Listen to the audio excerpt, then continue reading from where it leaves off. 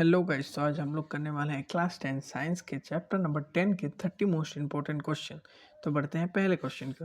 प्रकाश के परावर्तन का नियम। तो गाइस इसका आंसर हो जाएगा ए नंबर, कोण आई इक्वल टू कोण आर। तो बढ़ते हैं अगले क्वेश्चन की ओर। समतल दर्पण में बनने वाला प्रतिबिंब होता है तो गाइस आवासी, बी नंबर। तो बढ़ते हैं अगले क्वेश्चन की ओर। अगला क्वेश्चन है, अवतल दर्पण का उपयोग किया जाता है सेविंग मिरर में। तो बढ़ते हैं अगले क्वेश्चन की ओर। उत्तल दर्पण का उपयोग होता है वाहन के साइड मिरर में। तो बढ़ते हैं अगले क्वेश्चन की ओर। अगला क्वेश्चन है, अवतल दर्पण किस प्रकार का प्रतिबिंब बना सकता है। तो गाइस दोनों, केवल आभासी और वास्तविक दोनों। बढ़ते हैं अगले क्वेश्चन के। उत्तल दर्पण में प्रतिबिंब हमेशा होता है तो गाइस आभासी और सीधा। तो बढ़ते हैं अगले क्वेश्चन के। दर्पण की फोकस दूरी होती है तो गाइस r/2। तो बढ़ते हैं अगले क्वेश्चन। उत्तल लेंस कहलाता है अपसारी लेंस। तो बढ़ते हैं अगले क्वेश्चन की ओर। अवतल लेंस होता है तो गाइस अपसारी। तो बढ़ते हैं अगले क्वेश्चन की ओर। प्रकाश का अपवर्तन होता है क्योंकि चाल बदलती है। तो पढ़ते हैं अगले क्वेश्चन की ओर। जब प्रकाश विरल माध्यम से सघन माध्यम में जाता है तो अभिलंब की ओर झुकता है। तो बढ़ते हैं अगले क्वेश्चन की ओर।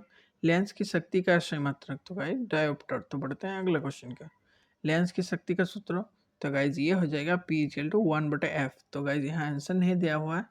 तो बढ़ते हैं अगले क्वेश्चन की ओर। एक डायोप्टर बराबर होता है 1/m। तो बढ़ते हैं अगले क्वेश्चन की ओर। निकट दृष्टि दोष दूर किया जाता है अवतल लेंस से। तो बढ़ते हैं अगले क्वेश्चन की ओर। दूर दृष्टि दोष दूर किया जाता है तो गैस उत्तल लेंस। तो बढ़ते हैं अगले क्वेश्चन की ओर। मानव नेत्र में प्रतिबिंब बनता है तो गैस रेटिना पर बनता है। तो बढ़ते हैं अगले क्वेश्चन की ओर। आइरिस का कार्य प्रकाश नियंत्रित करना।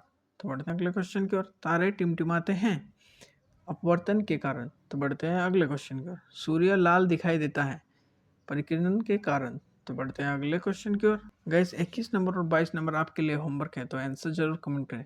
दर्पण का सूत्र और लेंस का सूत्र। तो बढ़ते हैं अगले क्वेश्चन की ओर।